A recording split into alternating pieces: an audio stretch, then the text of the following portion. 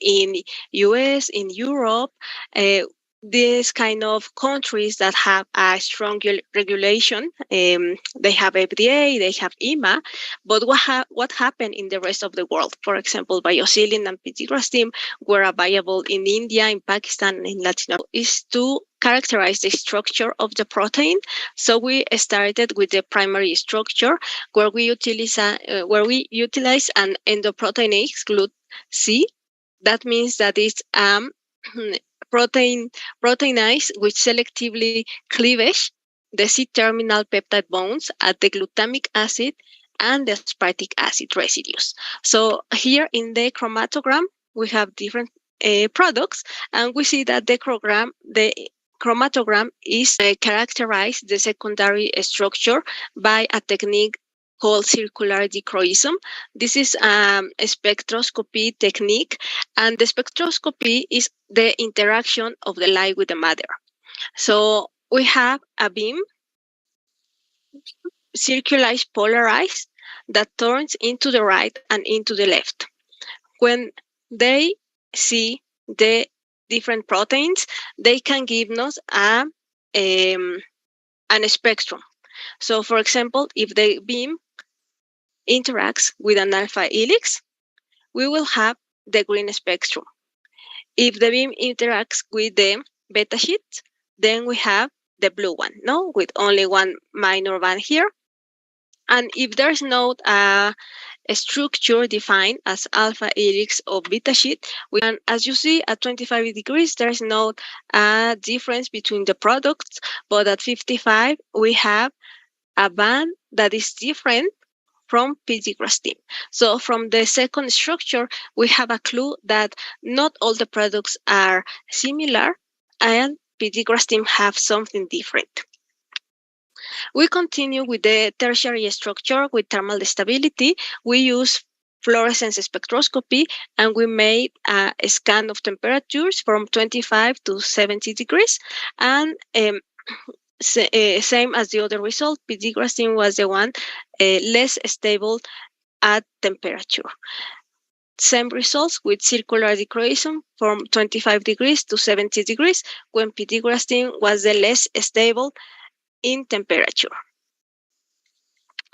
Now that we have the characterization of the structure, we move to the purity.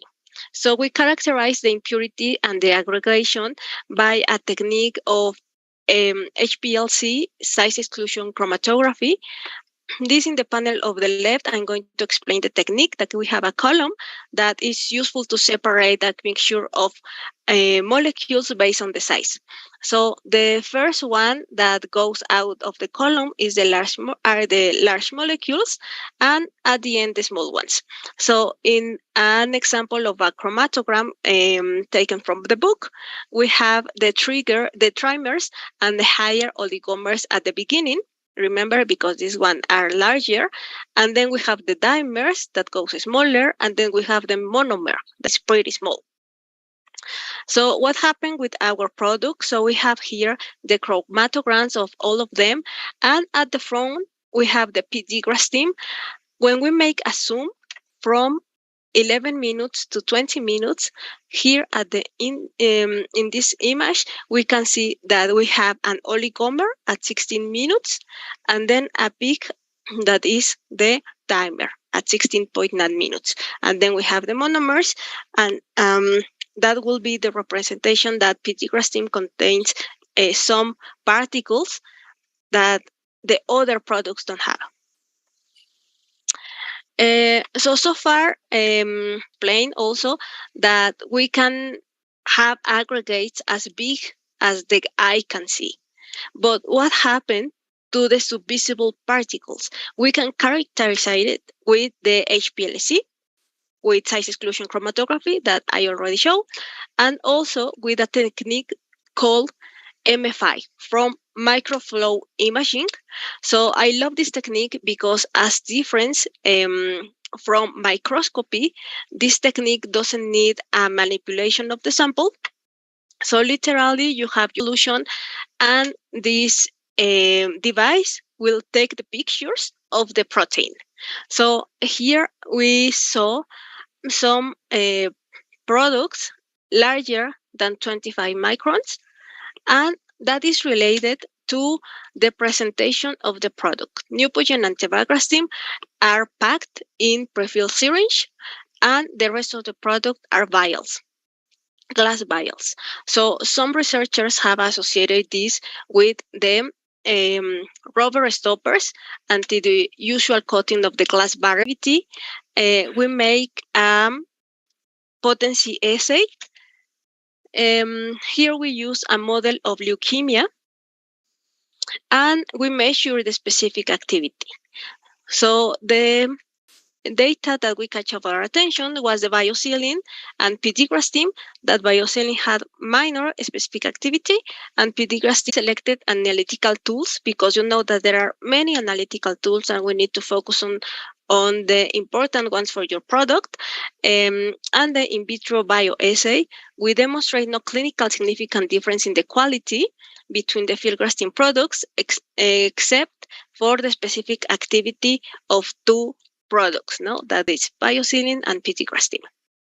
The second thing is that Pedigrastim show the presence of impurities and lower thermal stability than the rest of the product. So we hope that manufacturers will make more effort to carry out comparative quality studies and to show it to regulatory agencies. So as a teamwork, we could have patients with high quality products biosimilars. The second part of this presentation is the thermal stability of EPO. EPO is a protein related with glycosylation. The glycosylation is an important post-transcriptional modification that occurs in many proteins, and this depends on the cell line, the batch size, and the cell culture conditions. The important thing to know is that there is a range.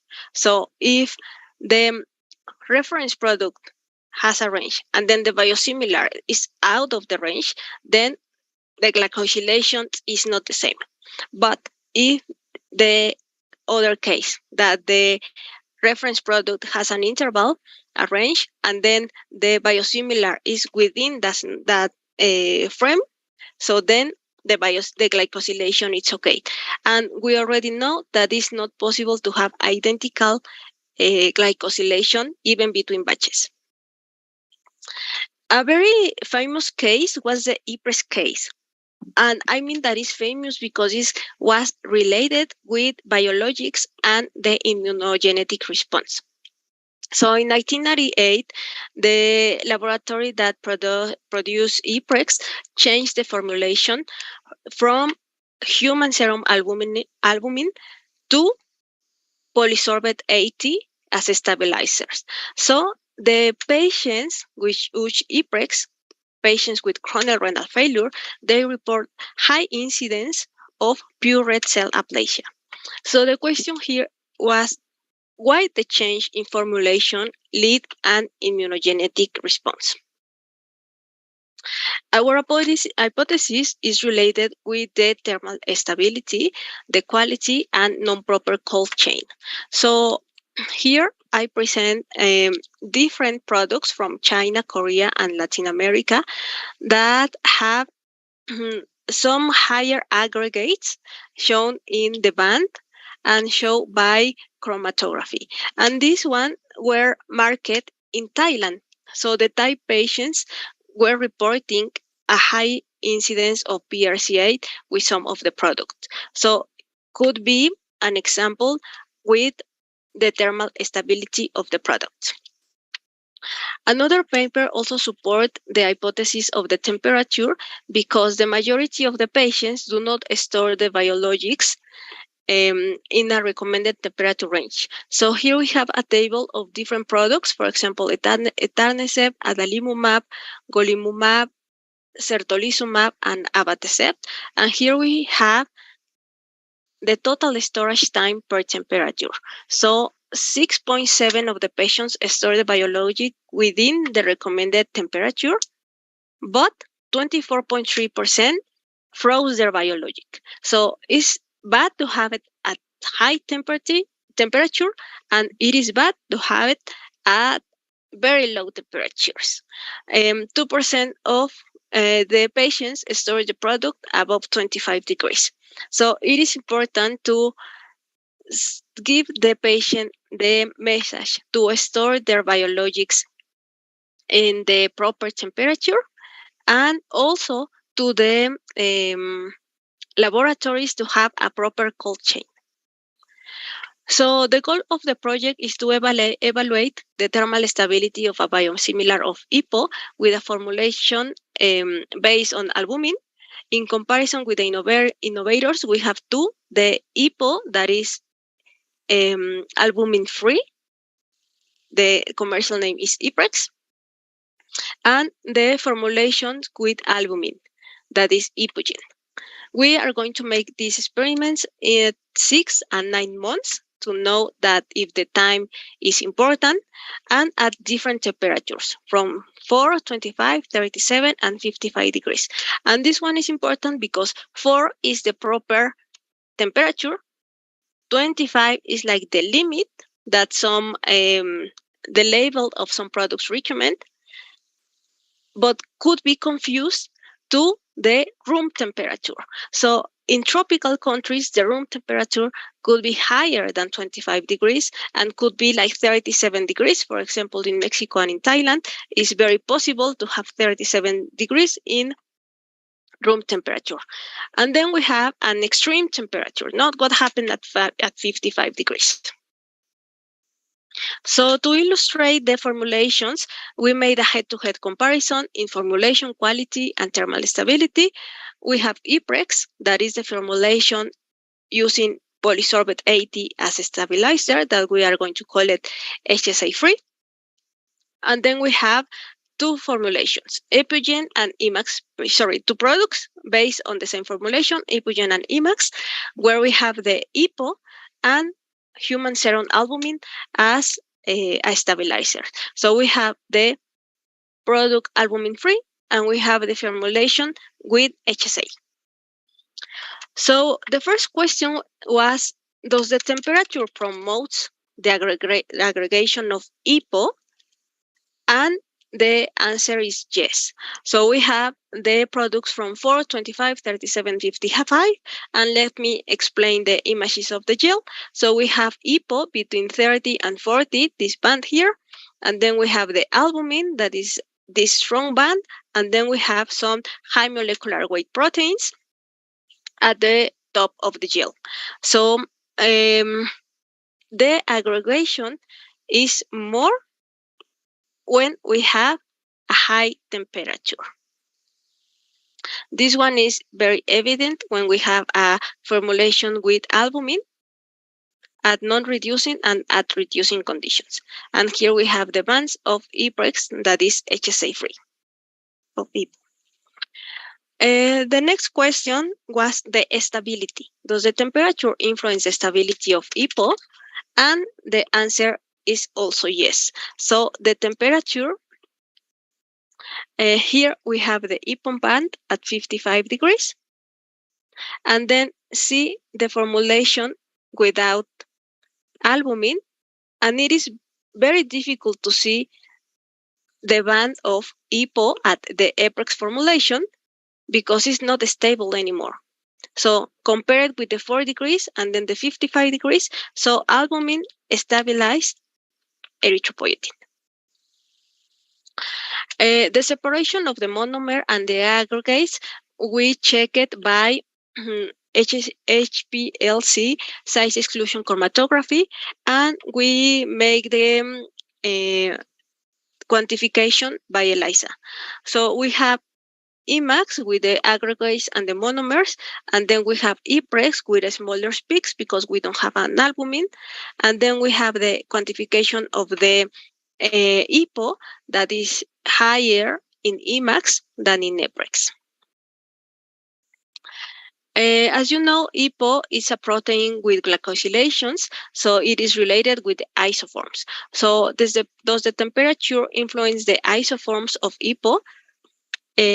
So we use a pharmacopoeia standard of EPO, and we saw that the number of isoforms meets the pharmacopoeia criteria, so there are no difference about the isoforms? Here the answer is no. But we discover that at 55 degrees, that is this line over here, there was very difficult to see the isoforms of IPREX, which is also related with the degradation of the protein that we saw in the previous experiments. Later, we make a head-to-head comparisons between the innovator with HSA formulation and the biosimilar, that is Emax. So we have here Emax product and Epogen product. We saw the bands that are kind of difference between the aggregate, that is EPO plus HSA, that is bound, and then with the high molecular aggregates are kind of different. No, the Emax is stronger and Epogen is lighter. So this could be related with the variance of the albumin used from different laboratories. In conclusion, a change in formulation, that means here in this specific example is the stabilizer, directly affect the quality of biologics and therefore the immunogenicity. From this case, the IPREX case in 1998, the regulatory agencies demand a characterization if the laboratory has decided to change any compound of the formulation. This research might be used to explain why the change in the formulation of IPREX caused the PRCA cases in 1988, this serious adverse event related to the change of formulation. The rising temperature, we saw it from 4 degrees to 55 degrees, provoked the formation of aggregates. This research highlights the importance of a proper cold chain for biologic, including biosimilars. And here I place no time because these results were consistent between 6 months of incubation at different temperatures and 9 months of incubations. So 6 months are enough to have these changes in the thermal stability. Two aspects require further study. The first one is the clinical relevance of the dimer that I showed in the Western blot and in the SDH page, that we have the HSA and EPO aggregates. And the second aspect is the effect of the presentation of the product. Some products are in liquid form and other product is in lyophilized form. Finally, I would like to thank all the people involved in this research, and I'm open to questions. Thank you. Thank you so much. Let me see here if there is any question from the audience. No? Okay, no question, Maripaz. Thank you. Thanks so much to join us today. Your presentation is going to be shared with the audience next Friday, and then we have your email on the presentation. If you have any questions for the future, I encourage people to send to you. Thank you so much for your presence here. Thank you, everyone. Have a nice day. Muito bem, agora do México nós vamos mudar para o Rio de Janeiro. So now from Mexico, we will travel to Rio de Janeiro to talk to Dr. Rosana Kuber, Director of Quality in Biomanguinhos Fiocruz, Brazil. Are you with us? Yes, I'm already here. Good afternoon, everyone. I will try to give a really brief presentation because I know we are already late and probably you are really hungry.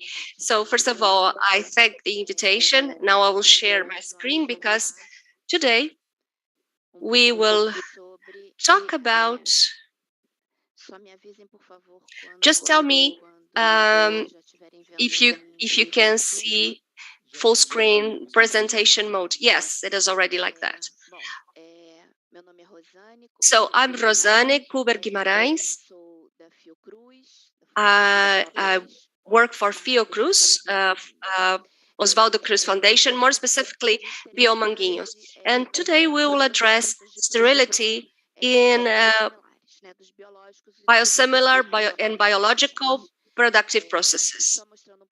Biosimilar more specifically. For those who do not know, the Oswaldo Cruz Foundation is an institution that belongs to the Ministry of Health for 122 years working in public health, and Biomanguinhos, which is an institute within Fiocruz, is recognized as a Latin American excellence institute in the manufacturing of vaccines, biopharmaceuticals, and diagnostic kits. In our portfolio, we have our whole portfolio, and all the products are directly delivered to the public healthcare system, and we have 4 biosimilars produced and distributed in Brazil: etanercept, somatropin, rituximab, and trastuzumab.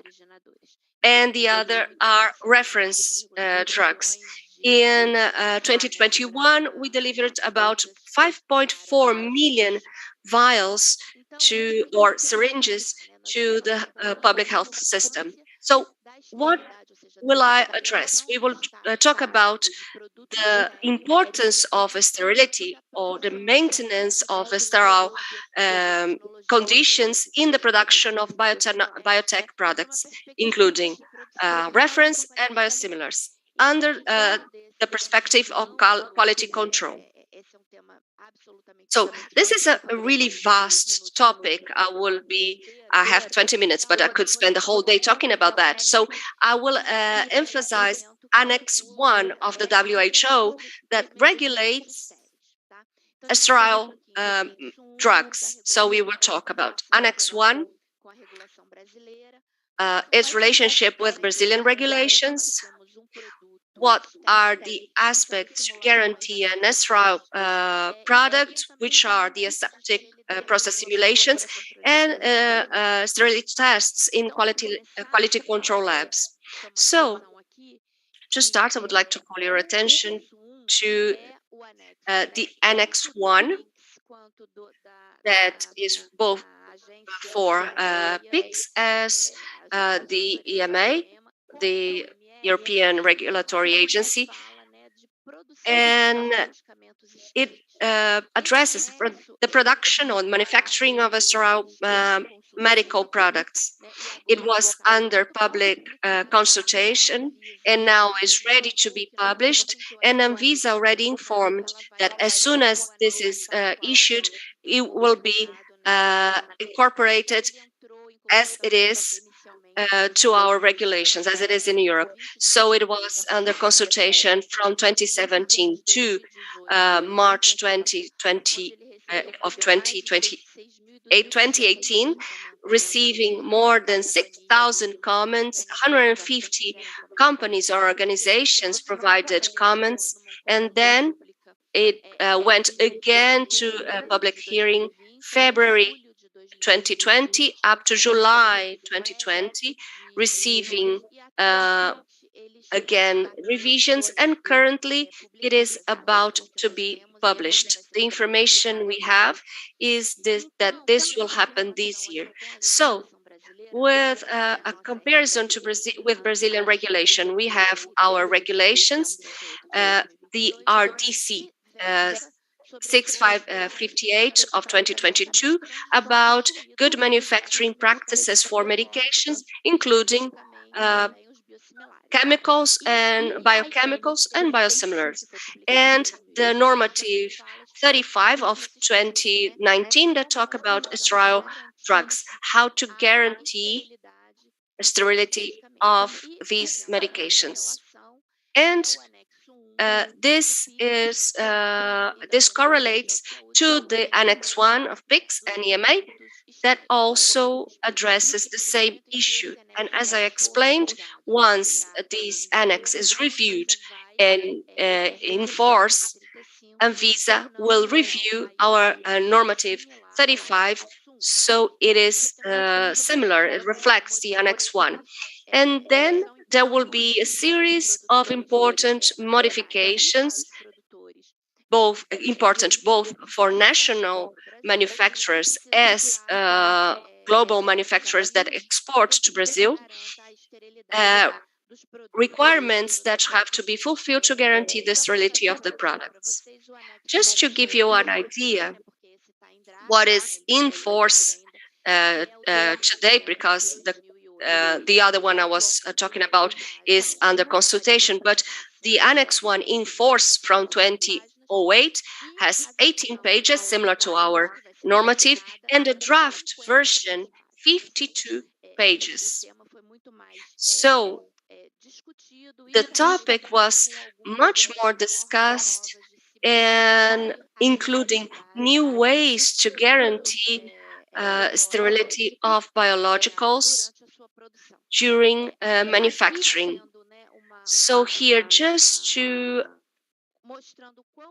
show you how broad this issue is in productive process, we have basic premises to maintain the sterile status of the product, and there is a concern with equipment used in the production and how to maintain the clean and sterile status of the equipment, air conditioning systems, and water for injections.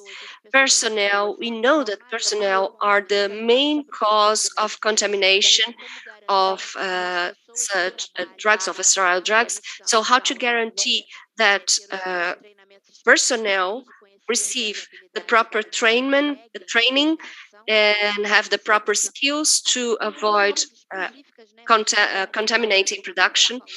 Specific criteria, Mariana yesterday addressed this issue with a single use that we have in Biomanguinhos, but some companies, and we still have some companies, rigid bioreactors. So how is the production and what are the specific technologies to control contamination? So if you use single-use equipment or rigid equipment,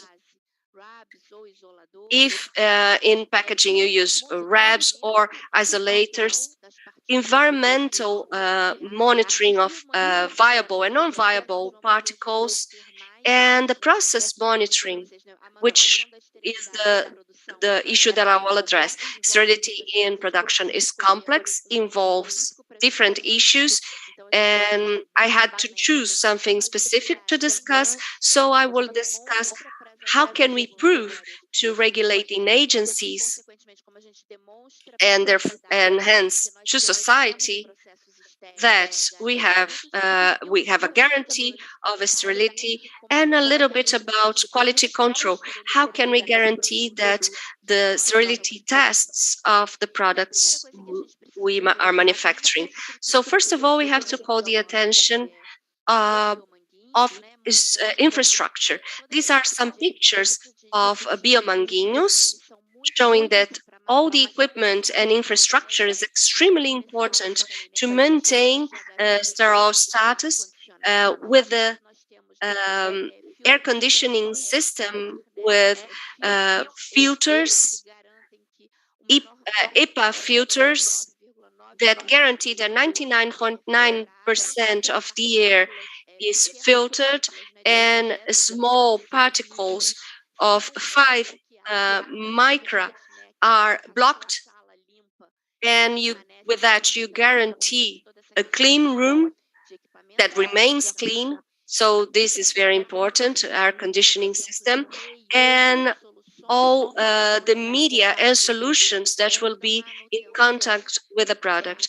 The maintenance of clean and sterile status and airtight tanks. In the case of single-use technologies, which is a technology that increases our strategy of contamination control, because you use and then you dispose what is in the bioreactor.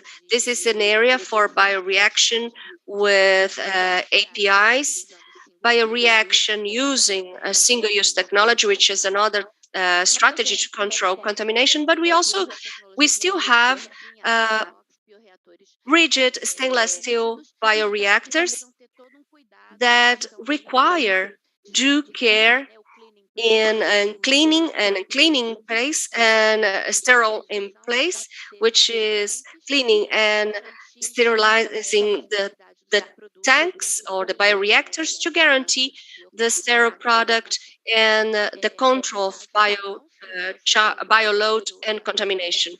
After bioreaction, how do we purify our proteins or the biosimilars and contamination control and in the purification area and downstream, and also the quality control lab where we have to have a full care in where we carry out process controls. So we have to be very careful using only stainless steel benches and materials that provide an easy cleaning. Also, again, air filtration system according to the classification of the process, grades A, B, or C, according to the complexity of the productive process. Here, an example of infrastructure in packaging, the fill and finish, where we have the whole equipment.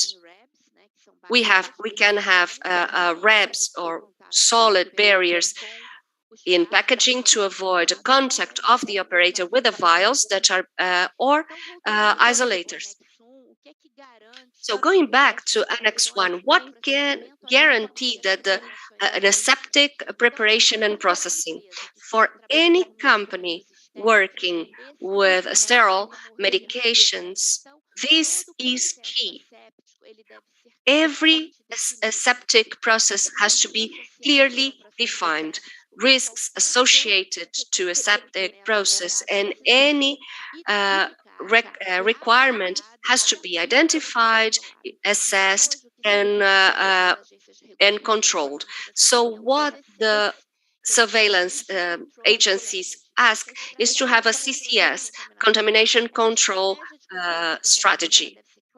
That strategy has to be clearly defined, written in procedures with acceptance criteria for each and every control you have in your processing.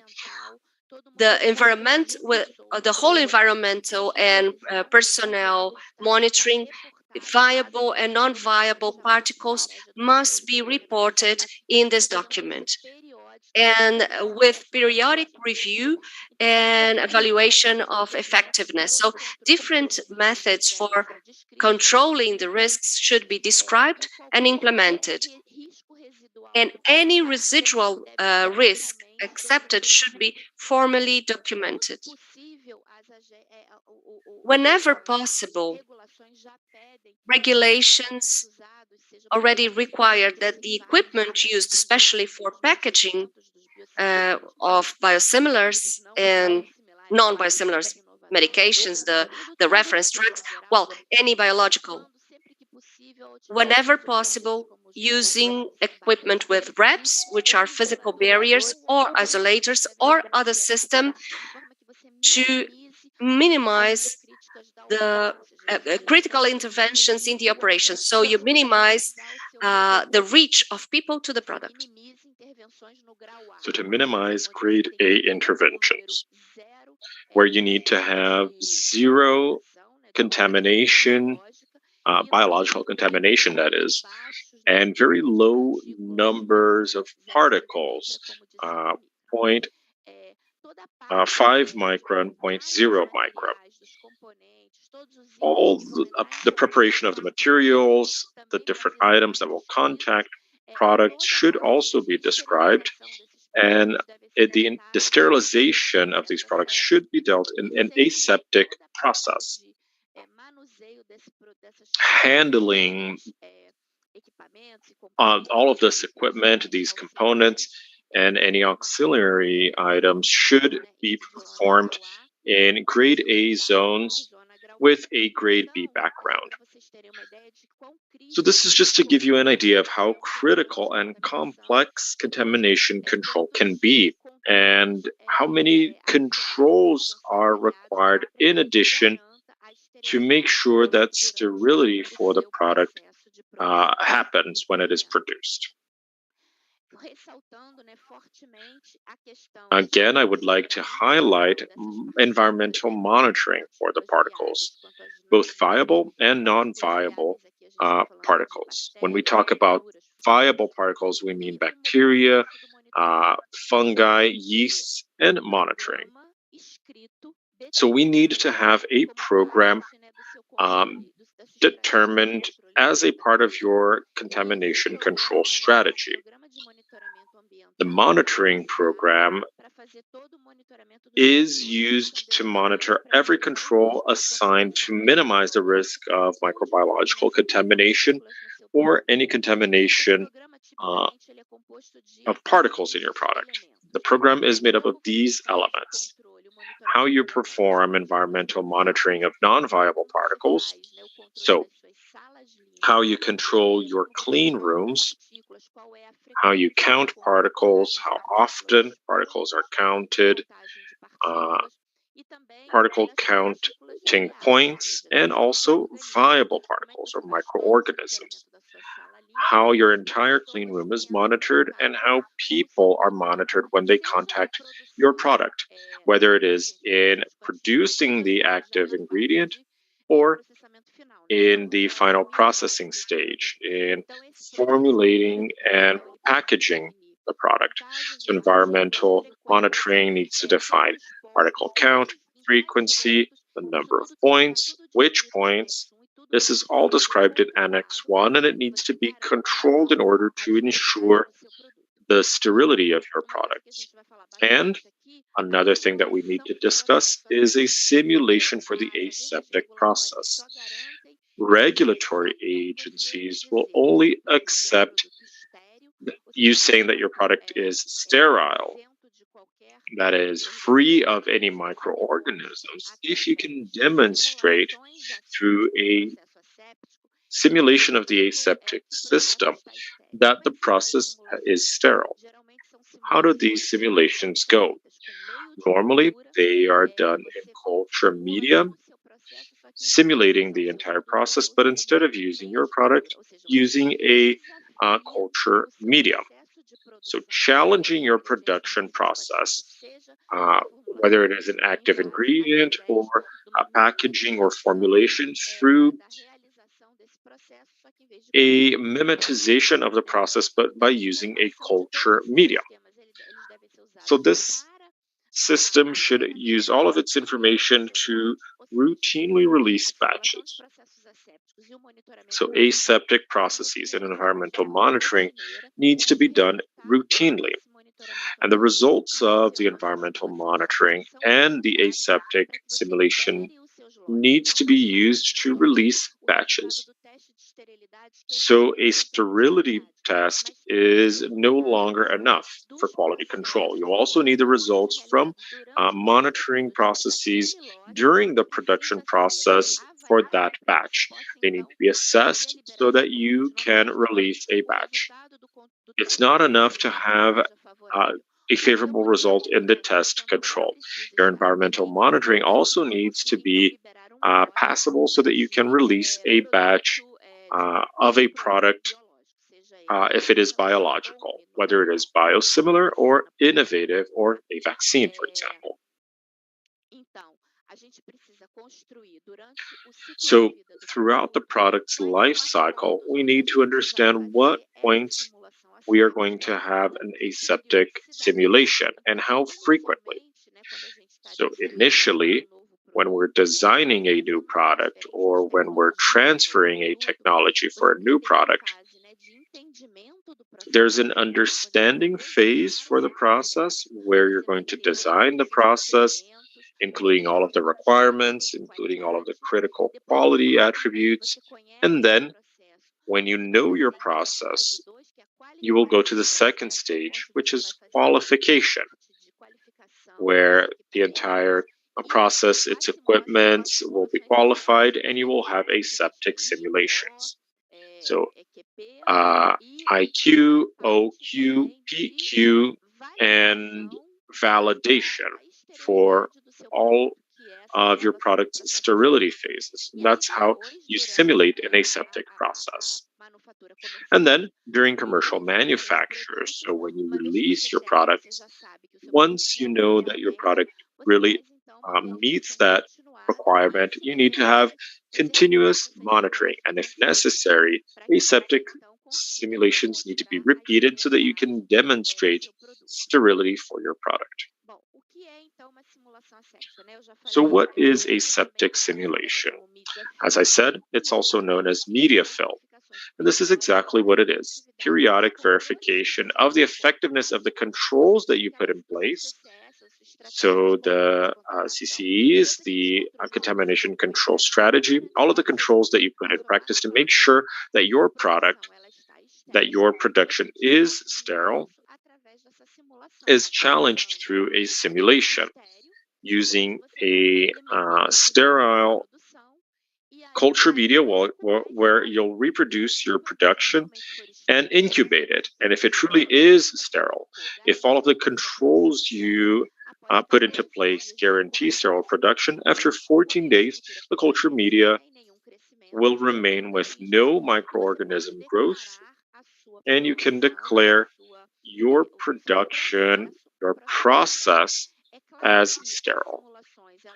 Of course, simulations are designed based on the moment. So if you have terminal sterilization, so if your product at the end is autoclaved, then there is no need to have aseptic simulation. But if you have no sterilization, if you don't do any terminal sterilization, and if your product does not go through any stages ensuring that it will be sterile, then you have to demonstrate it through media fill or the simulation of an aseptic process that it is sterile. So this is just an example, and this is all in IN 35, the current one, and in Annex 1 and its review. So this is how we ensure sterility for our products. Process simulation, so the simulation test should imitate as closely as possible the routine of a manufacturing process. And it should include all the critical steps in the process. So you even have to simulate interventions, downtime, entering and exiting personnel.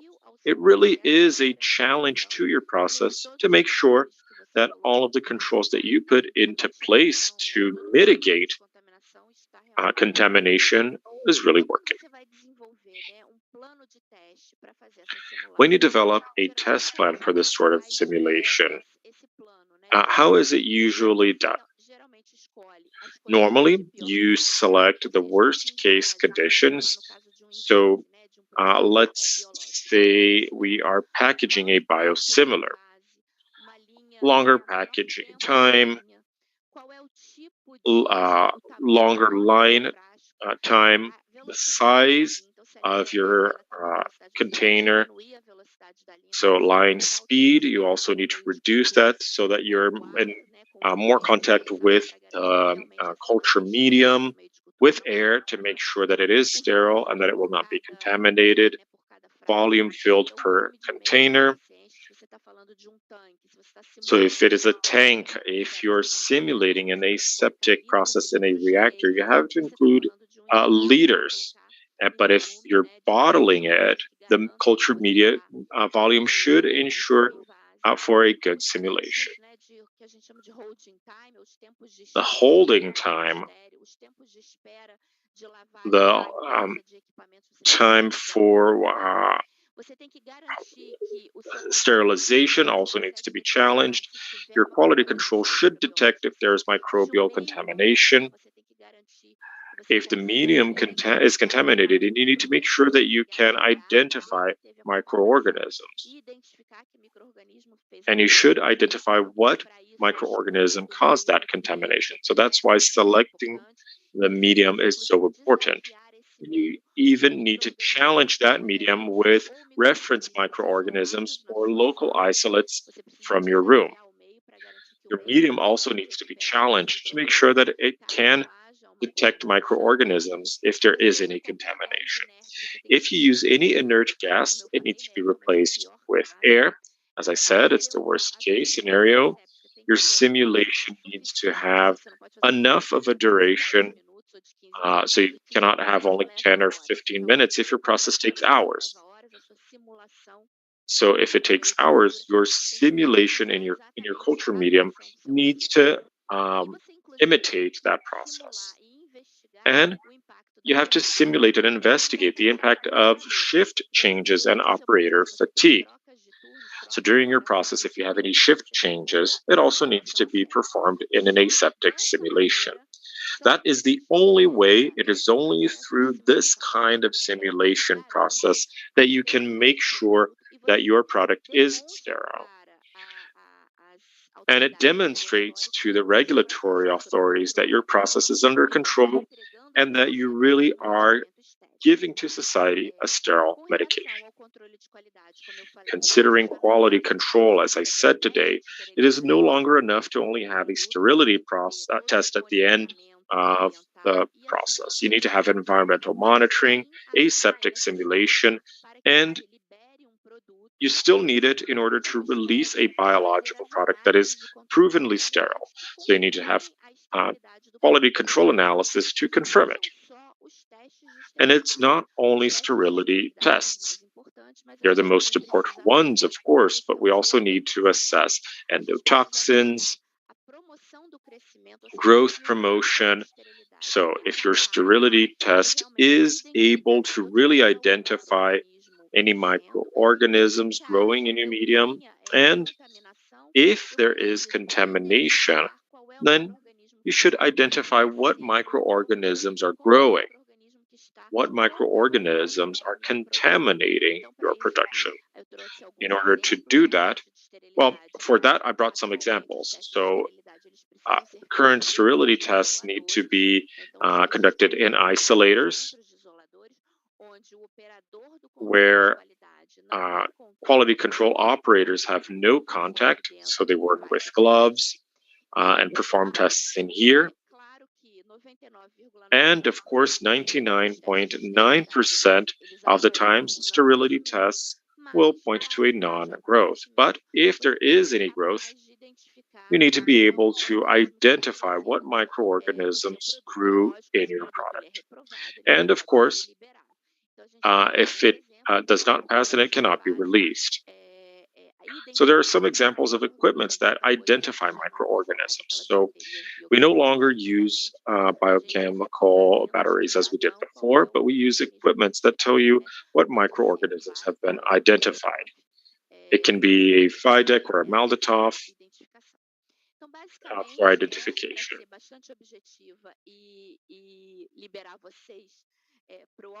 So to be very objective and to let you go out to have lunch, this is all I had to say.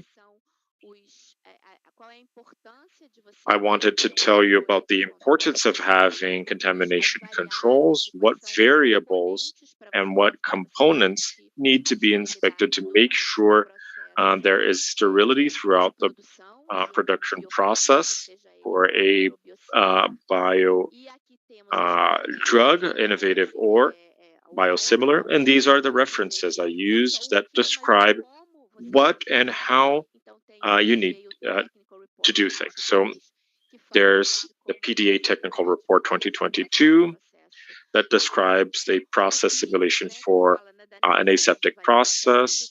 PICS that describes validation of aseptic processes. The FDA has a guidance for the industry for sterile products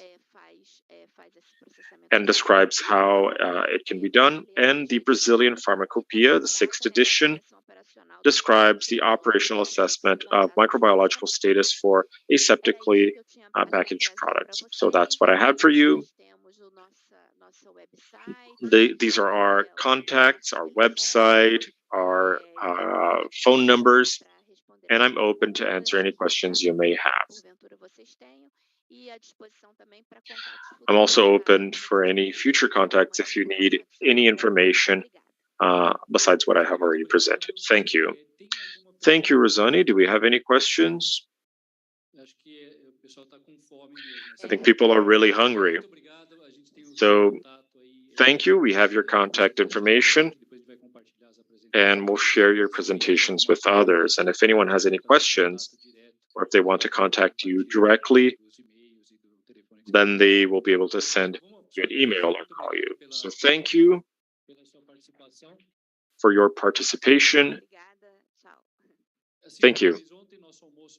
So lunch has been served outside, and we will have 1 hour for lunch, and then we'll have the last 3 talks of the day. Thank you.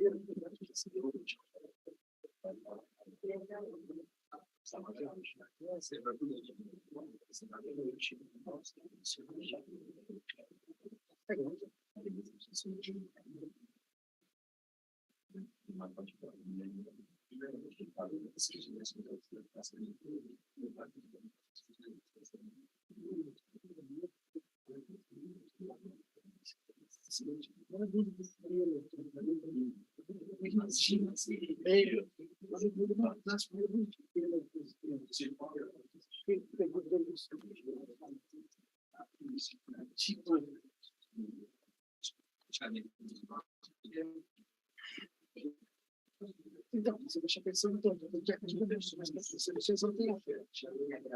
Vai no barbeiro, às vezes vai te falar o que você precisa fazer, só um tipo de coisa que você passa, mano, não usa as coisas sem falar com ninguém, gente. Isso vai acabar assim. Se manchar. Falei, mas o que você quiser tirar o trabalho?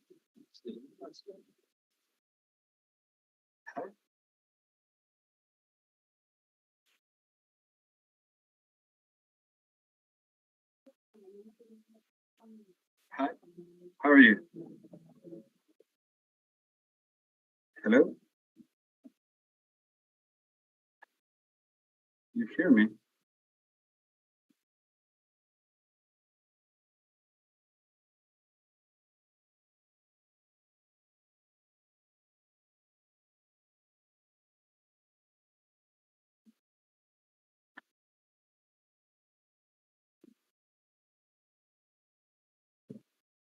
Hello?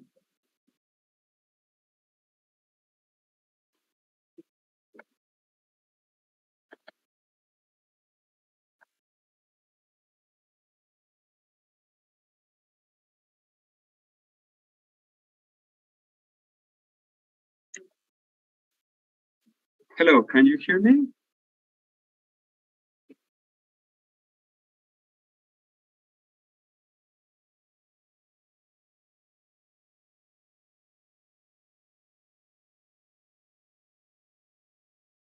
Mais gente ainda.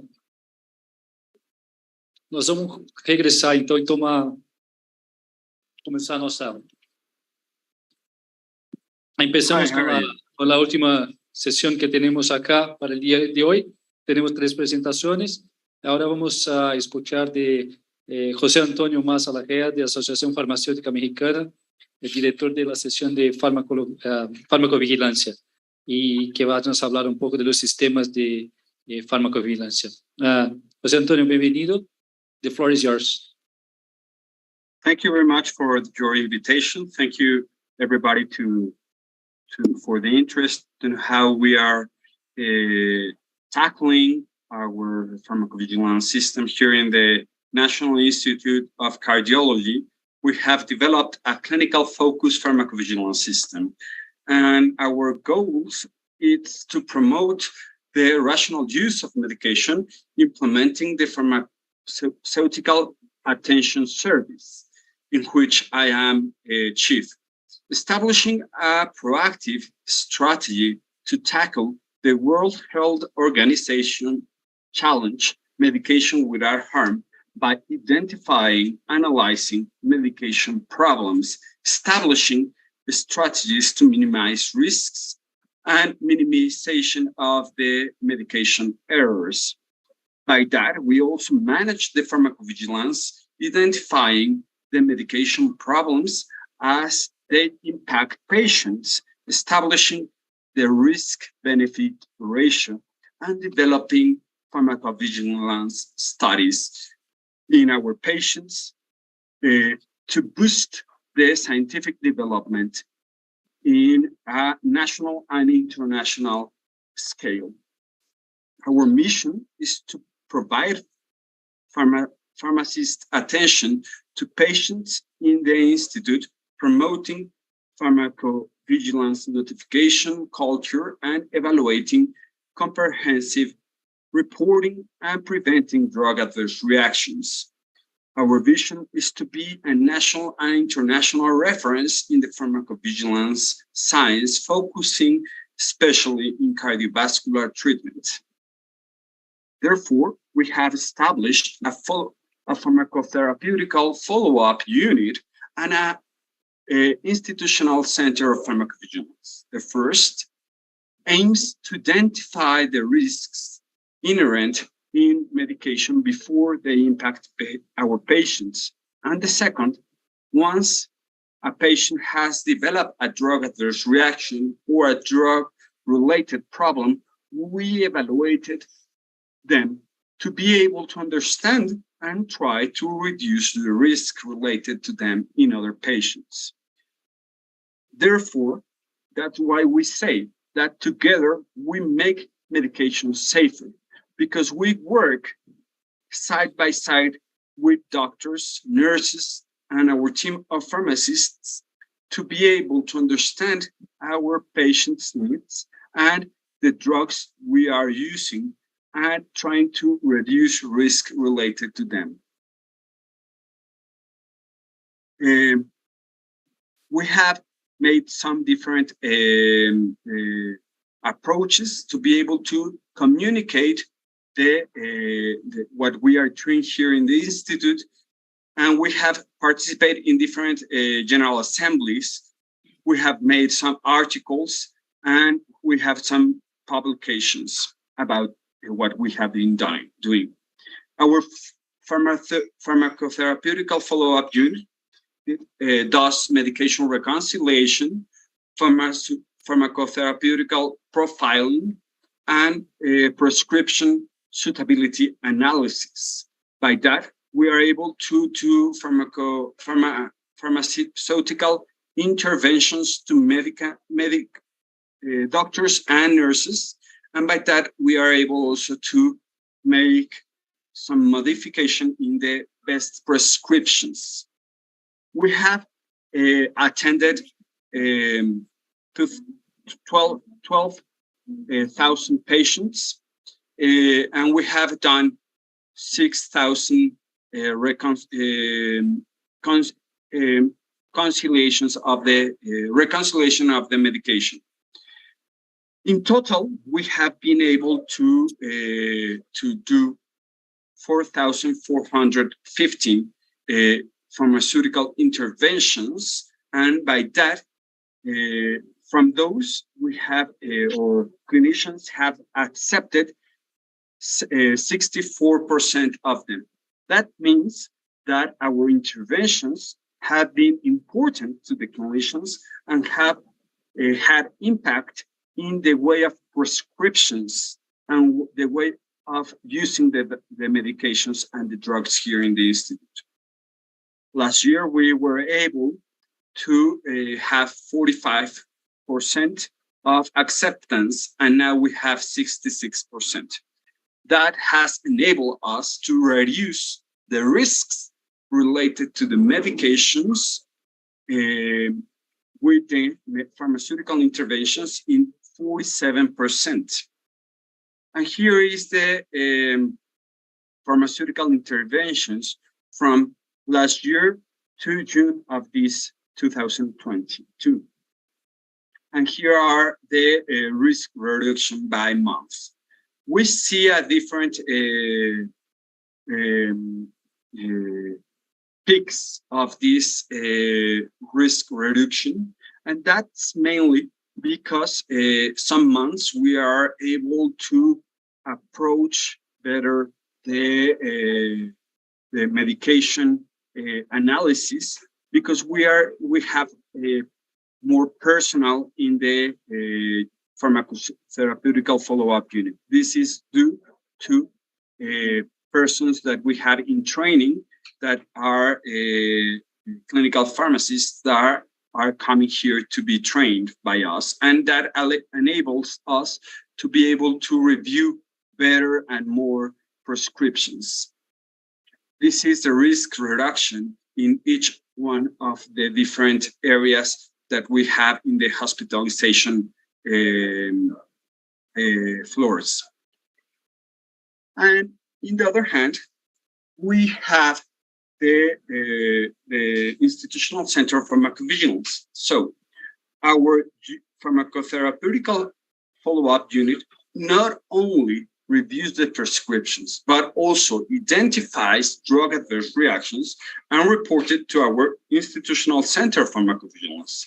And by that, we have been able to review 384 drug adverse reactions and reported them in BGFlow, as well as we have evaluated and reported 549 events presumably attributed to vaccination and immunization in COVID-19 vaccine administrations, and 13 in influenza vaccines. With that, we have been working hard to be able to every month have at least one or two drug adverse reactions identified. As well, we also have different peaks of drug adverse reactions identified, and these are related to different scientific protocols we are developing. In June and February of last year, this peak is related to a corticosteroid safety COVID-19 patient study we developed, and we have already published. And this other peak that we can see on May and April of this year, it's related to a study we are developing in anticoagulants in our hospitalized patients. Therefore, our drug adverse reactions, 34% of them have been evaluated as serious and 66 as not serious. And in relation to the etaps, we can see that the first vaccine had 20% of reports, the second one 23, and the third one 57. This especially is in our personal or healthcare team, doctors, nurses, physicians, pharmacists that are working here in the institute. And here we can see all the etaps in patients, not healthcare personnel. And we can see we have had heart infractions, and also we have had myocarditis, and not all of them have been with a direct correlation with the drug adverse reactions. All the infractions we have identified in the period of time after administration of the vaccines have been related to other situations the patients have had, such as smoking, age, or other situations. Therefore, we cannot give a high correlation to the vaccination. The important thing here is to understand that the clinical point of approach we are giving to patients have allowed us to modify the way we are treating patients here in the institute. Infections and hypoglycemia related to corticosteroids have been evaluated in COVID-19 patients, and therefore we were able to modify the treatment we were giving them. At the beginning, we were using high doses of corticosteroids, methylprednisolone in 150 average milligrams per patient every day. But by this analysis, we were able to understand that we were having more infections and more hyperglycemia, severe hyperglycemia in patients. Therefore, we analyzed the data we had in other parts in the world, and we decided to modify our treatment, and we start giving dexamethasone in low doses. This impacted positively in our patients by reduction of their infections and hyperglycemia, as well as reduction of mortality in those patients. Other example was a drug-induced liver injury we have identified given to different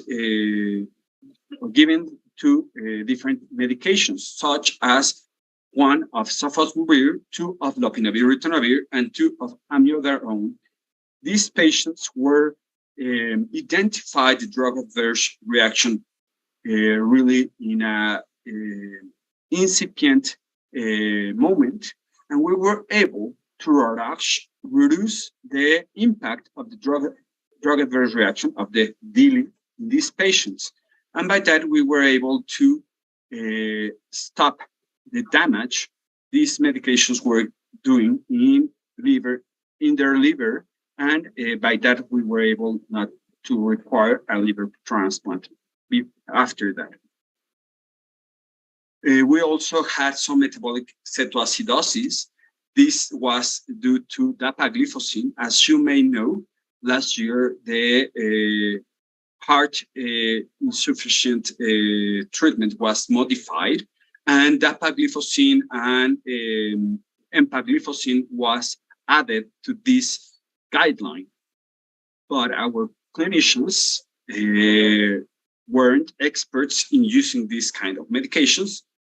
Nevertheless, they wanted to use it because it has demonstrated that these medications reduces the hospitalization in these kind of patients. Nevertheless, we had 2 patients that require heart surgery, but weren't suspended 3 days before the surgery, the dapagliflozin. We identified this risk, and we were able to communicate this to clinicians. And from there on, we haven't had any other situation like that in our hospital, even though we have a strict review of all patients, and we haven't found any situation as that. So we were able to communicate the correct way of using the medication and reducing the risk of developing this drug adverse reaction due to not suspension 3 days before the surgery of the medication. We also evaluated the infections and neutropenia in using of tocilizumab in COVID-19 patients. And by that, we were able to establish the correct way of using tocilizumab in our patients. And we have concluded that the guideline we have given was successful because we had small amount of infections and neutropenia in our patients due to the correct use of the medication. Other example is the heparin-induced thrombocytopenia, in which we identified it last year in one of our patients. And this year, this patient entered this institute to have heart transplant. But we were able to work together with the heart transplant team and communicate with them that this patient had this drug adverse reaction in November of last year. And by that, we were able to modify the treatment given through the heart transplant process. And by that, we were able to make sure our patient didn't have this drug adverse reaction again. As you know, this drug adverse reaction is due to immune system related drug adverse reaction in which the patient develops antibodies against the heparin and also against the platelets. So we were able to give other medications instead of heparin and enoxaparin to the patients, and we gave him a fondaparinux, and that reduced the risk of having this drug reaction in this patient that had a heart transplant, and the heart transplant was successful in a team effort with all the other personnel that work together. So what we are doing right now is doing this conjunction between the pharmacotherapeutical follow-up unit and the institutional center of pharmacovigilance, identifying drug-adverse reactions, giving feedback to the follow-up unit working together with the clinicians, and as well as the follow-up unit giving us information to identify more drug adverse reactions in a fast process, so we can try to impact clinically the patient with the information we are analyzing. Some of the publications we have had and we have developed are here in the slide. We have developed lopinavir/ritonavir evaluation in COVID-19 patients. We have evaluated tocilizumab and the use of corticosteroids. And we also have evaluated ruxolitinib in a case report and a case report of myocarditis in COVID-19 vaccine related. And we also have had a small publication in DrugSafe in Uppsala reports, in which we are explaining what we are doing and how we are working and the impact we are doing in a clinical focus pharmacovigilance. As Marine Liquids once says, we are here to help patients and clinicians to make wiser therapeutical decisions. And by that, we are trying to develop and we are working in this way of working so we can have a better clinical impact in our patients through pharmacovigilance. Thank you very much. And don't forget, together, we make medication safer.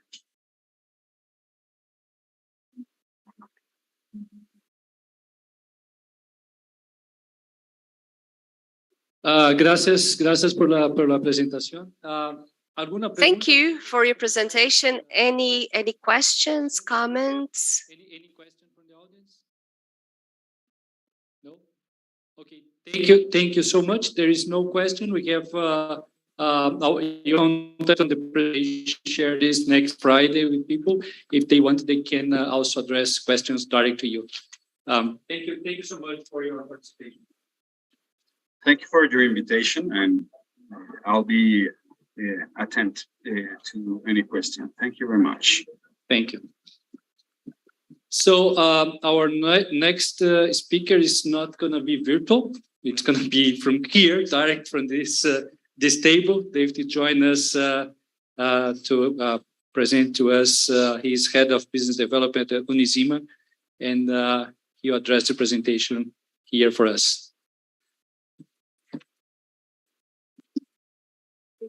Okay, thank you. Okay, it's the last slide here, so. Just a minute. Okay. Good. Perfect. So, bom dia. Good afternoon, everyone. It's really a pleasure for me to be here with you. I will try to be quick. I know that there's been 2 intensive days. You're probably all tired, but I really wanted to spend some time to explain a bit what Unisima is. And actually how we believe that global science companies can contribute in making local biomanufacturing and effective healthcare systems a reality.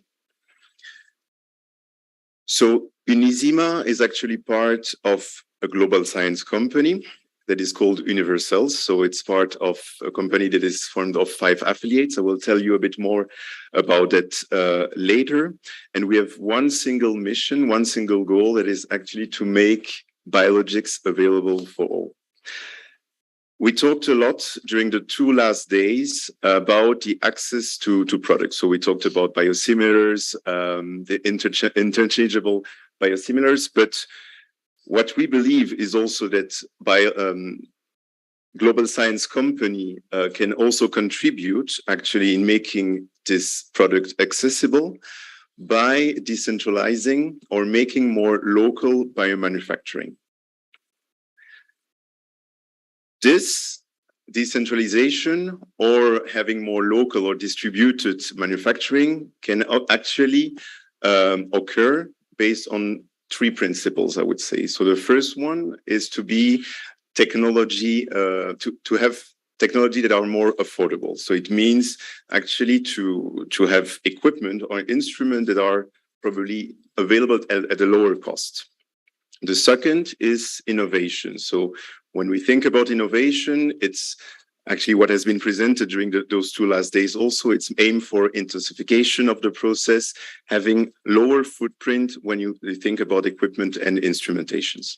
And autonomy is quite important too. Why? Because you cannot decentralize or have local biomanufacturing if you don't aim also to have the capacities and the expertise that are required for all these ecosystem locally.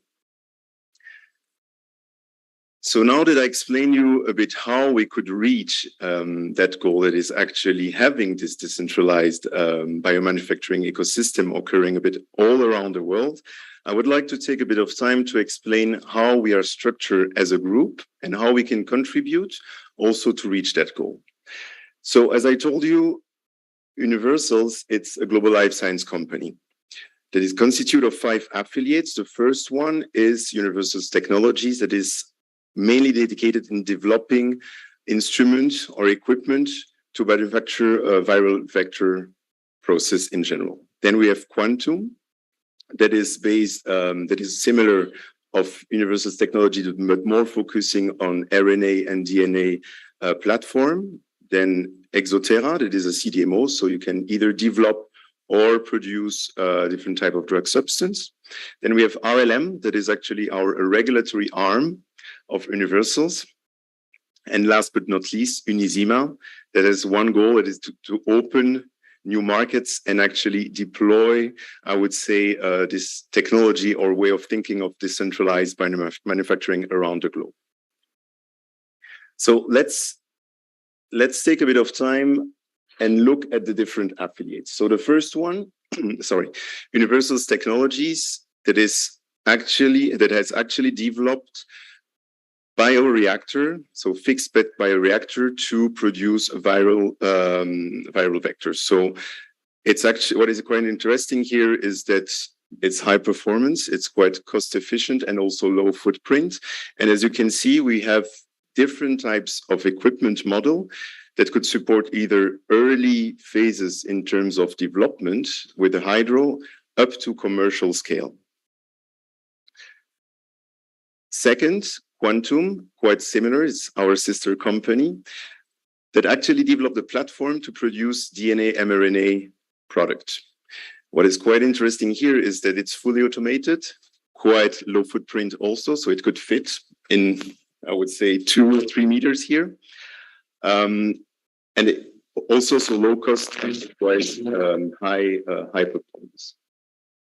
The third affiliate, Exoterra, which is our CDMO, so enabling actually or providing support if you need to either develop or produce drug substance, is a almost 17,000 square meter campus.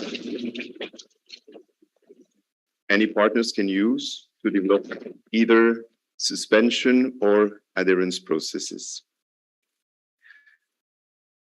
REM, so our regulatory affair arms that can support in all stages of medicinal product development, from discovery, early discovery, to post-launch stages. Then last but not least, Unisima, which is actually a group of international experts that can support in this decentralization or biomanufacturing setup for partners. So now that you have the overview of the group and I would say what Unisima does, also having this decentralization or local manufacturing occurring comes also with certain challenges. So of course, it's not so easy, but the first challenges is definitely the product access. So again, we talked about the possibility of having biosimilars, quite interesting. The second is network and skills. So as I mentioned before, it's quite important to have in the country the capacities and expertise to support all these ecosystem. And the last one is infrastructure. And infrastructure can come also with, again, more innovation in the type of equipment and instrumentation that are available. So how specifically Unisima can support tackling these challenges? So as I explained, we are opening new market for the company. So we are the implementation arm of the company, but we also come with specific and a range of products that can support and tackle these challenges. The first one is what I will call soft services or integrated services. So we can actually tackle the first piece that is more related to the product access by providing licensing support, also helping in feasibility studies to understand, okay, what type of market it is, and so on. Then the technology transfer. So again, you don't build a facility aiming to produce any biologics if you're not transferring a technology or a product. And this comes along with all the GMP readiness support that we can provide, as well as the QMS implementations of quality management system.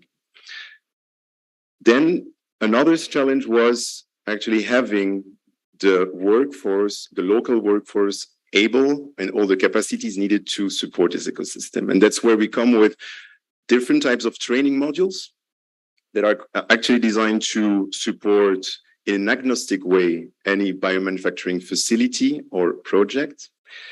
And what is quite interesting there is it's not only theoretical. So you also have the possibility to come in Belgium to our facility to have hands-on practical trainings.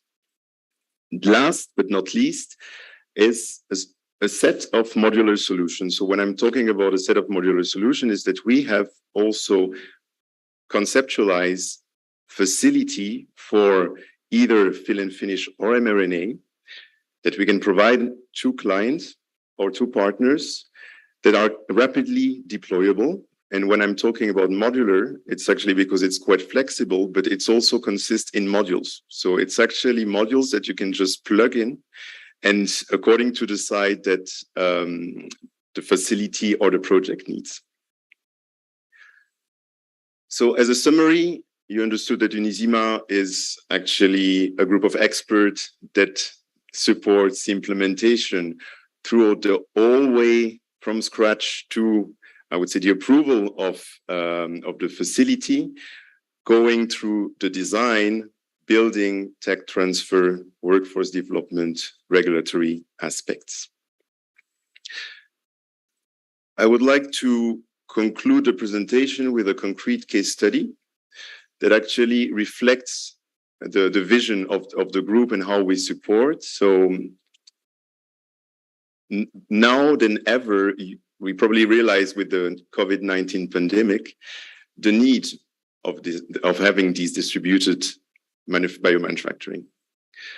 And so Unisima has been appointed as a key strategic partner in a project. So it was a vaccine project in Sub-Saharan Africa, where we actually support and still support now on the ground all the GMP readiness, the design of the facility, and we actually shared what we did in Belgium with our facility, so our CDMO Exoterra over there in Sub-Saharan Africa. And it was a way for us to actually go in this direction of decentralized biomanufacturing, improve the access of biologics, and make biologics available for all. I want to leave you with one thought and maybe a few takeaways. So definitely, it's true that access to biologics will come via access of the product, but it can also be enabled by the decentralization or having more distributed biomanufacturing facilities. And that linked to innovation, as I said, autonomy, and also technology affordability. So, obrigado. Thank you for your attention.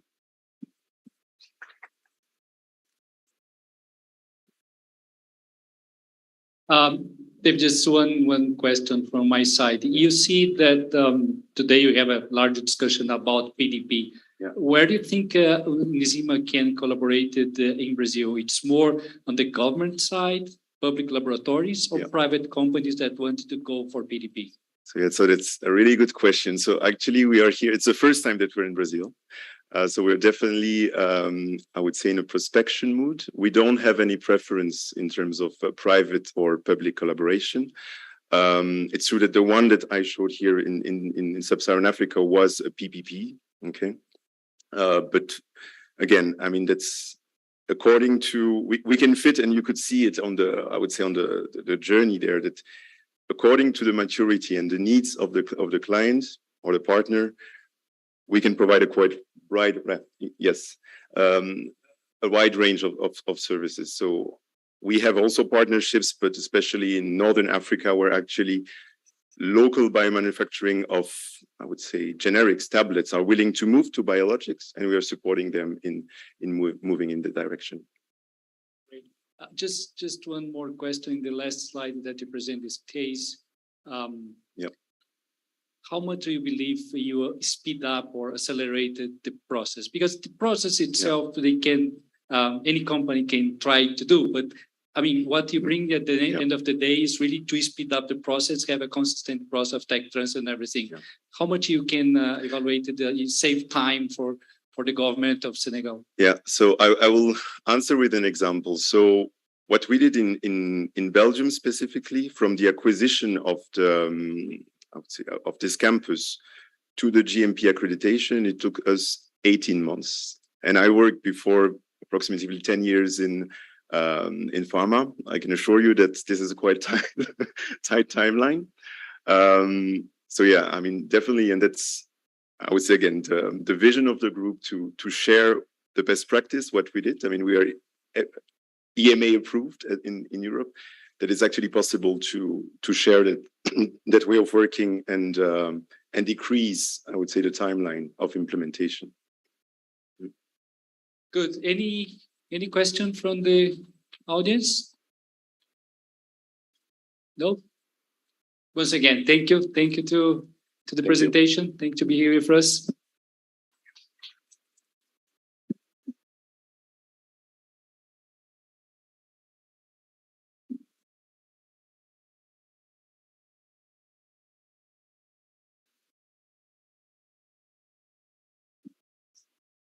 So we go for the last session of these 2 days. It's a great pleasure for me to have introduction of Dr. Brian Goodman from the University of UK. I just have a brief introduction about Dr. Brian here. He has, over the past 15 years, he has been working extensively with WHO, governments, health authorities, in multiple continents and countries, including South America. He has experience in South American countries to enhance the quality and efficiency of prescribing. This includes activities around the use of biosimilar across those countries with a special interest in Europe. Dr. Brian, you used this combined experience to discuss the situation with the biosimilar in Europe. Thank you so much to be with us. I can see, I hope you can hear me. We can see the presentation. Also, we can see you on the screen here. Thank you and welcome to our Biosimilar Forum Latam. Okay, thank you. Can you hear me? Yes, we can hear you. Okay, thank you. Well, good afternoon, ladies and gentlemen, and thank you very much for inviting me to present to you late this afternoon. I'll be quite quick as I go through because I know it's the last presentation of today. What I would say is, just building on the last speaker, one of the issues coming through with biosimilars is you need to create a market. The reason I say that is that I've been working a lot in South Africa, and Aspen in South Africa have been working with J&J to produce their local vaccine in South Africa, but there's been limited uptake of that. So they're almost thinking about, do they want to close down that facility? The reason I share that with you is that I go through the presentation, we need, if we're going to make biosimilars a success, we've got to make sure that there's a market for them. And I'll share with you some examples of how we can go forward in different countries to engineer that situation, because the originator companies themselves are also doing activities to try and prevent or reduce the market for biosimilars and hoping that they will go away. So I'll do two case histories of that to illustrate what I've been saying. So this is me. I won't go into it, just to say that I've worked a lot in South America in recent years, particularly with the governments in Brazil and others looking at disinvestment processes and managed entry agreements for new medicines. So I come back to both of those as possible ways forward in Brazil and wider in South America. So this is just the paper that I helped produce on disinvestment processes in Brazil. And this is the one that we did recently with the Brazilian government on managed entry agreements, as well as working with colleagues in UFMG, looking at strategies to generally to improve the availability of medicines in the primary healthcare service in Brazil. So that was a very quick introduction. Along with that, also working with colleagues in Colombia and wider, looking at how we deal with medicine shortages. But I won't go into that one today, just use some of the other examples. So you don't need me to say, why do we want to look at biosimilars and those things? Because basically, expenditure on medicines is increasing. And that in systems like Brazil or Europe, where we have universal access, is a real problem because affordability is a real issue going forward. If we have new medicines being launched, some of them now at $1 million a year or $500,000 a year. So that's really quite expensive for us to deal with. And really, as the last speaker talked about, means that a lot of the biologicals are just not available across certainly middle income and even low income countries. And that's a big issue that we want to address going forward, and biosimilars can help us with that. I think for me, and I'll come on to that, the real game changer for biosimilars and their acceptance was really things like the NorSwitch study in Norway, sponsored by the Ministry of Health. So that helped to create a market and also acceptance of biosimilars. And as a result, as I go forward, what we're able to do is to treat more patients as the cost of the biosimilars come down. We can also look at other services within units where we're using the biosimilars, that the savings can pay for more nurses and doctors and things like that. And also we can look at potential ways that the biosimilars can lower the prices of patented biologicals under value-based pricing principles. So here we just see that the costs of these are just looking at cancer medicines. The just costs of the new one just go up and up and up, and that's making it unaffordable. And these are some of the issues that we looked at in our recent paper here, basically to look at ways forward. And one of them obviously is to look at increasing biosimilars, as well as looking more critically at how we value the biologics themselves. Not just cancer drugs, we see the same for orphan drugs. So this is just a paper that appeared recently in The Lancet. I was talking about new orphan drugs launched at $500,000 a year, which basically mean that they're becoming unaffordable, even in high income countries. So biosimilars and things like that are a way forward to help them increase their affordability across different countries. So why do I look at affordability? The last speaker talked about making biologicals available to all.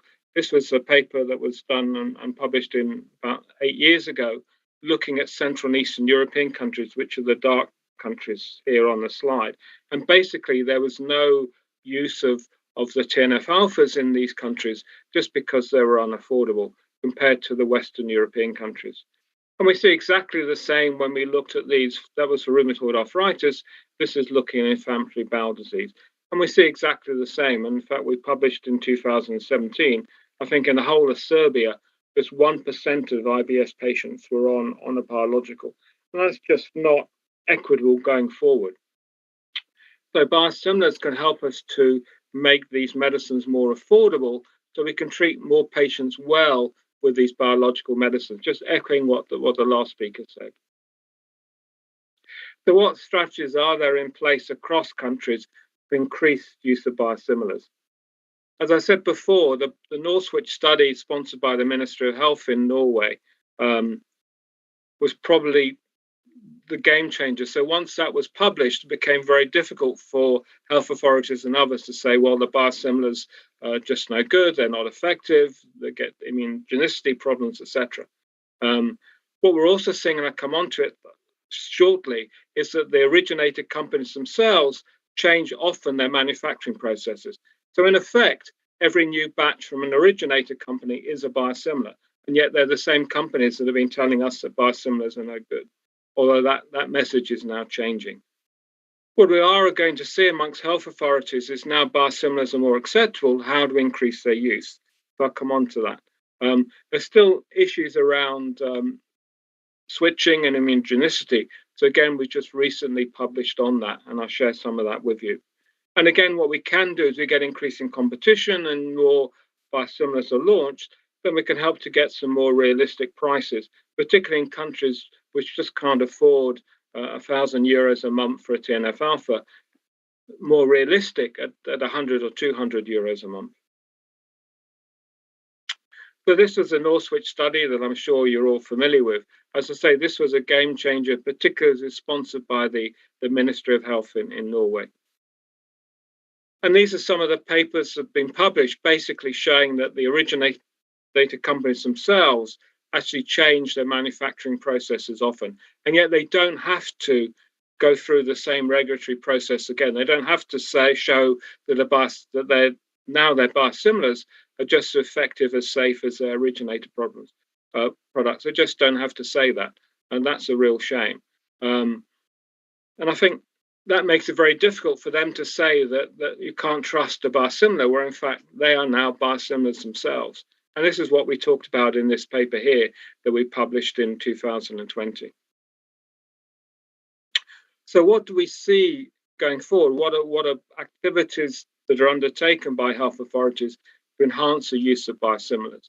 Well, what we see in the United Kingdom, for instance, is that there are targets for the physicians working in hospitals, so they have now to have, if you like, goals for biosimilar use, particularly because that helps to control the price and they can treat more patients.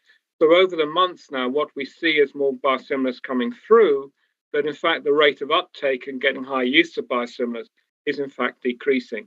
As we saw there in infliximab, it took about just over 2 years to get 80% penetration. Now with transdupamab, that's down to 8 months. Similarly, in Scotland, we see exactly the same. And now, particularly for adalimumab, that was almost a switch overnight. So what the hospitals did in Scotland was they basically said to the patients, look, you want more rheumatologists available, you want more nurses, can we switch you? And that switching almost took place overnight. So again, what we are seeing is greater acceleration of the use of biosimilars for the reason I've just discussed. And as I say, in Scotland, what we have now is these are national indicators. So the health authorities are saying to the physicians, right, we want you to have targets now for biosimilar use, because we can use that money to treat more patients, to have more physicians and have more nurses. We're in a finite healthcare system. I know last year you had the colleagues from Denmark talking about what they were doing in Denmark, and we see exactly the same. So this is the same slide here, but basically almost overnight, all the hospitals in Denmark got together and they switched from the originator to the biosimilar. So very quickly, as you can see here by that red line, you had almost exclusive biosimilar use.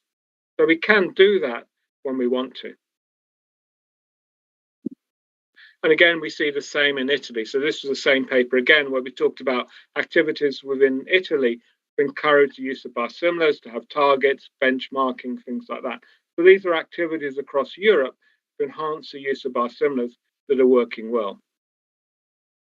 Education is key, because if the physicians aren't with you, they will almost say to the patient, well, I think you could have a biosimilar, but I don't really trust it, and therefore I'll switch it, I'll give it to you, but if you are getting problems, then we'll switch you back to the originator. So we do an awful lot of education to the patients across Europe, basically to say there are no real issues with the biosimilar. And what it can mean is that we can treat more patients well with the biosimilar, or we can actually use the biosimilar in the first place where we couldn't fund you with the originator. And this is helped by increasing number of publications going forward, basically to show that there are no differences between the biosimilar and the originator. And I'm sure you've talked about that over the last few days. What we've just published on, and this literally came out yesterday, was that we're concerned that clinicians will say, well, okay, we can switch you from the originator's biosimilar, but not between biosimilars. So we thought, well, that's really not supportable. So again, in this study here, we basically looked at what the evidence was for switching between multiple biosimilars. And really, there was no problem. And we documented that here, so long, obviously, that the biosimilars meet the same quality standards as the originator. So this is another myth that we busted. So the Northwich study busted the myth that biosimilars aren't as effective and safe as the originator. And this study here just shows you, look, you can switch between biosimilars without any real issues for the patients. As I said before, why do you do it? Because you can save considerable resources. So here, what we saw in Denmark is the hospitals collaborating together got adalimumab down by 82%. So again, they're able to treat more patients well and keep within their budgets in the hospital. We see exactly the same in Norway. So Norway, again, started to put out contracts. The initial contracts have got sort of biosimilar infliximab for about 40% lower. Now, with more biosimilars coming through, then they're getting lower and lower prices. Interestingly, they've now got down to about 60% of the originator.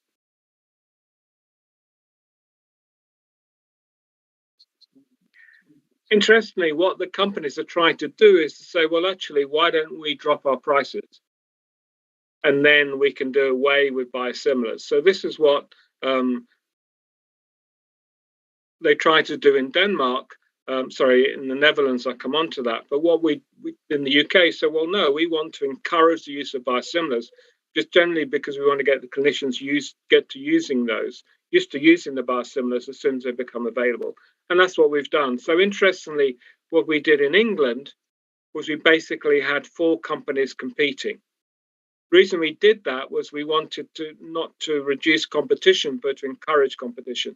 And overall, we reckon our savings will be about 75%. So it's very near the situation that we saw in Denmark. As we said before, AbbVie in Netherlands said, well, we can offer you 89% discount. That wasn't in all European countries, that was just in the Netherlands. But again, what we saw is actually in most countries, they were trying to encourage the use of biosimilars and doing it quite successfully. And this is what we published on a year or two ago.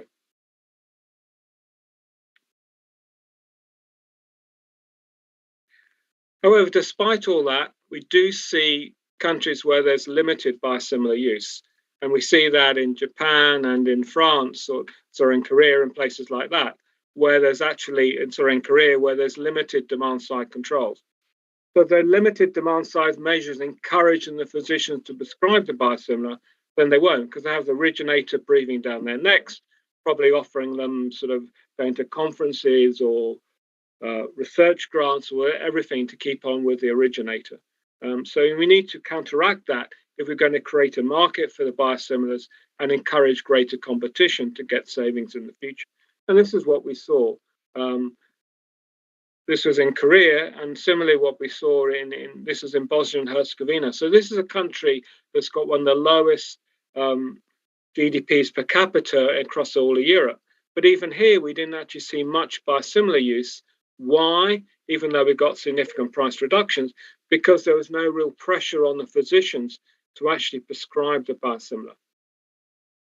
So we're now starting to address that in these countries, say, look, you want your patients to have more biosimilars available so we can treat more patients. Now you've got to start using them. So there's now pressure on the physicians to actually start to use them. This is another case history. This is looking at the use of insulin glargine across different European countries. What we saw in some countries like Poland, there was quite high penetration of the biosimilars quite early on, because Poland, as you know, is a country that makes biosimilars and is interested in their usage. But some countries, even those with limited or small GDPs per capita, basically had no or very limited use. Why was that? Well, 2 things happened. Firstly, the company produced a sort of more concentrated formulation. So the biosimilar one was 100 international units per ml, and the more concentrated one was 300 international units per ml. So basically, the company went to the doctors and said, look, it's more comfortable for the patient to have the more concentrated formulation. What they also did was actually they started to drop their price as well. So the price difference between the originator and the biosimilar, as you can see for some of these lines, basically became no difference. So the company did two things. First, as I said, it encourages the switching to the more concentrated formulation, and it also reduced the price of the originator. So this basically made the biosimilar market unattractive. So that's what I say, is that if you don't create a market for the biosimilars, then you're not going to encourage their usage, and you're not going to encourage some of the price reduction. Hence my comments right at the start with J&J and Aspen in South Africa producing their vaccine that's had limited uptake. So what do I say in conclusion? Well, firstly, we need more biosimilars, particularly for oncology and immune diseases. If we don't, then we don't treat these patients as well as we would like. Going back to our last speaker, our goal should be to make biologicals routinely available to all patients that need them, so they can have the best possible care. We can only do that if we get more biosimilars available at reasonable prices. And if, like we saw with the insulin glargine situation, insulin glargine is the first of the long-acting analogs to become available. You've got others coming on after that. Now, if the biosimilar manufacturers of those suddenly see, well, there's no market for insulin glargine, which is the long-acting insulin analog that has the highest utilization. If there's no market for biosimilar there, we're not going to produce the biosimilar market for the follow-on compounds. And that's just a tragedy for the patients, particularly those in the low middle income countries where affordability of insulins is a problem, and certainly insulin analogs is a problem. So we need to be able to move away from that and be able to introduce quality indicators and things like that to encourage competition. And lastly, as I say, so this is in Brazil or in Europe and other countries, if a company is launching a new oncology drug and use, for instance, trastuzumab Herceptin as the price justification, if the price of Herceptin drops because it got a biosimilar by say 60%, then under value-based pricing and managed entry agreements, so the price of this new originator should drop as well. So that again is encouraging competition. The other thing we can do is, like, if you have many TNF alphas available, so many biologicals to treat rheumatoid arthritis, say, and some are high-cost patented ones and some available as a lower-cost biosimilars, then what you can do in countries and just say, well, actually, we'll only reimburse the biosimilar. So again, that encourages competition amongst the biosimilars. And also means that more patients can be treated. What we're also now seeing, and this is building on the last presenter, is what we're seeing to encourage competition is that the WHO itself will now actually pre-qualify biosimilar products, again, to enhance competition and to make prices more affordable. So this is the first of the example through rituximab. And I'm sure you talked about others during the last couple of days. So thank you. That's all I've got to say. Thank you for listening, and certainly open for any questions. Thank you for this presentation. Let's go here if there's someone that raised a question. I have two questions here that I just received here. The first one is really related to the activities that can be undertaken by health authorities and also pharmaceutical companies to address concerns that patient physicians have towards biosimilars. Could you comment on that? Sorry, could afford biosimilars or not interested in biosimilars? The question is what activities can be undertaken by health authorities and companies to address concerns that patients and physicians, nurses, and healthcare professionals have towards biosimilar? Well, I mean, thank you for that. Firstly, what I would say is that all the studies that have been done show there's no problems with biosimilars so long as they meet, obviously, agreed standards. So you've got there the Northwich study in Norway, that's the groundbreaker. Second, as I say, is that physicians and patients say, well, I'm worried about biosimilars, but they don't know that the originator companies themselves frequently change their manufacturing processes. So they are, in effect, new batches of biosimilars. Lastly, that the last paper I put up that we just published in Frontiers in Pharmacology show there's no problems with switching between biosimilars. So if you put all of those together, really there should be no issues with biosimilars. The reason you still get issues is the originator companies themselves are worried, obviously, about their market. So they put out all sorts of misinformation to try and retain market share. But I think as more and more papers become available and you disseminate those, then you should overcome those problems. Thank you for that. Any question from here? Any comment? No. Thank you so much. I have one more final question here also that I received. It's almost the same question about what kind of activities can be undertaken, but it's more related to the setting of oncological and immunological disease. So the question is really about what kind of activities can be undertaken, including knowledge transfer, to increase the availability of low-cost biologicals, of course, via biosimilar, across South America to benefit patients with oncological and immunological disease. Thank you for that. I think we can do two things. So building on what the last presenters talked about, and obviously our colleagues from Fiocruz, is to encourage more local production. So we see that examples in the last one in Africa and things like that. So see how we can encourage through knowledge transfer and things like that, greater local production. Along with that, then there's no point having local production if we don't have local use. I think the two go hand in hand. So firstly, we need more local production to try and get some reasonable prices to enhance affordability. Along with that, then obviously we need communication to patients and physicians that there's no problem with the biosimilars. And we can build on the examples that we saw in Europe, that we can have targets for biosimilars. Also, like SUS in Brazil, can say, well, look, we've got our authorization process for high-cost medicines. We will only authorize a biosimilar.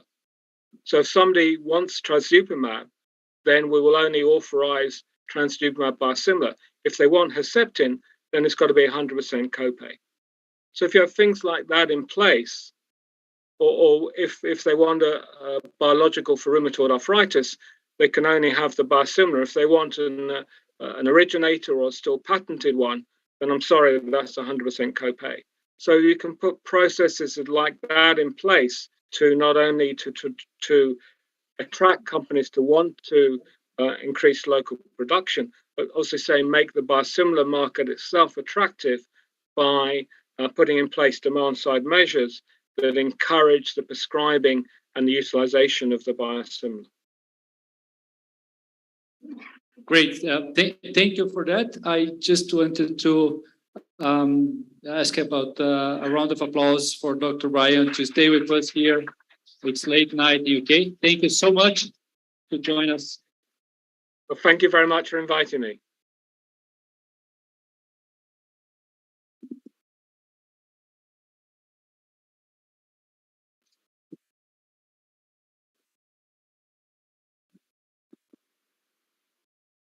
Muito bem, chegamos à última sessão. Well, we've reached the last session, and it will be a simple wrap up. I think these last 2 days have really been spectacular for us. The learning experiences that we managed to have from learning about regulations proposed by Anvisa,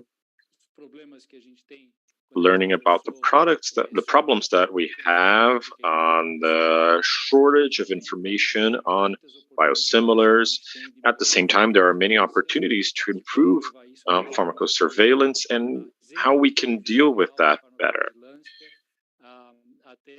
real world cases and opportunities that we see from abroad, we see that biosimilars still have a long way to go. And it will depend on all of our movements as an industry, as suppliers, as providers and stakeholders in this healthcare, in our healthcare system. As I said in the first day, we work in an area where we don't want to use the products that we make. But there are people in our family, there are people we know who might need them. And we want to make sure that patients come first and have quality biosimilars that no medical associations be afraid of using them and buying them and prescribing them. So we still have a long way to go.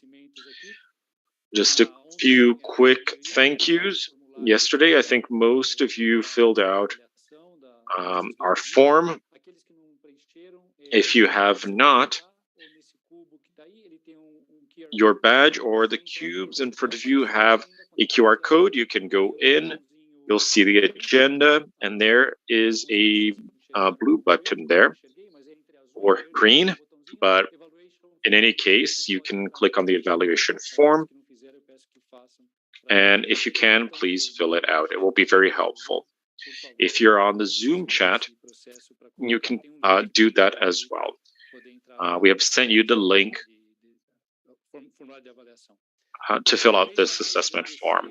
Once again, I'd like to thank the companies that sponsored this event: Merck, Sartorius, Paul, Sativa, Unizima, Thermo Fisher, and Terumo. They were major contributors to this event, and they were the ones who made it possible to have 2 days with so many great speakers. Thinking about 2023, that will be the year in which we will celebrate the World Cup. So it may be Belgium, but I do believe it will be Brazil. So our event will be on April 18th and 19th here in Brazil. And we will also have the Tech Pharma event in 2023 in September. 2 events from Jack Leckerman in Brazil. The next events we have are on November 10 and 11. I've spoken to some people here who said that they would participate. So November 10 and 11, Biosimilars Latam Mexico. In Cancun, face-to-face. Just a recommendation for Brazilians. In August, the Brazilian government changed its visa process to Mexico. So if you'd like to go to Mexico, and if you do not have an American visa, you do need to file for it because it's a new process and it takes some time. So remember, if you'd like, file for a visa now. There are many people waiting to renew the American visa, and they will need a Mexican visa.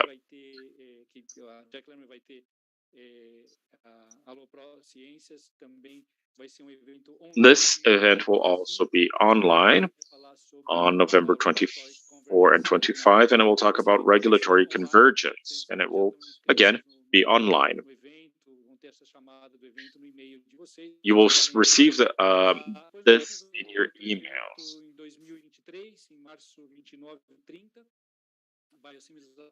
And in 2023, we'll have an event in Madrid, a hybrid forum. So if you're able to travel, you will be able to participate in this event remotely.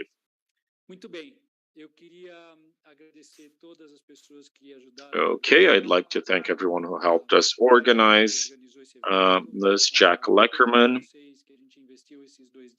thank you for your time in these last few days. Thank you to our support staff. They have worked very hard backstage, and we only know that things are not that they are there when things stop working. But thank you to the hotel staff, our official photographer, who will post your pictures to our website. You'll be able to see it and put them on LinkedIn.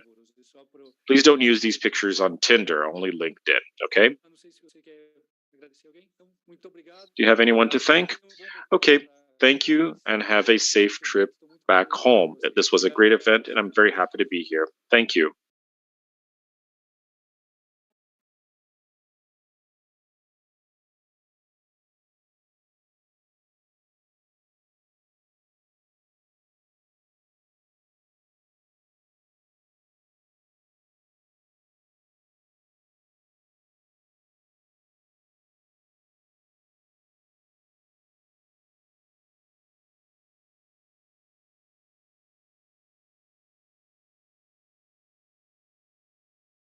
Recording stopped.